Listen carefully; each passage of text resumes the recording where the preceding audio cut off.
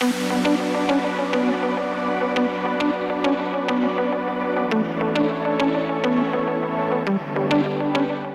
қарсы вакцинациялау науқаны осы жылы қараша айының соңына дейін өтеді. Бізде қазір білеміз, бізге қауіп төндіріп тұрған екі вирус бар. Біреу коронавирус болса, біреу тұмау инфекциясы. Бұл екі вирус адам ағзасында бір уақытта пайда болатын жағдайда, яғни кездескен жағдайда өте қауіпті асқынуларға әкеліп соғуы мүмкін. Сондықтан біз өзімізді вакцинациялау арқылы тұрғындардың осал топтарын, соның ішінде медициналық себептермен вакцина ала алмайтын адамдарды қорғайтынымызды түсіну керекпіз. Вакцинациялаудан кейін антиденелер 8-12 күннен кейін уже адам организмінде пайда болады.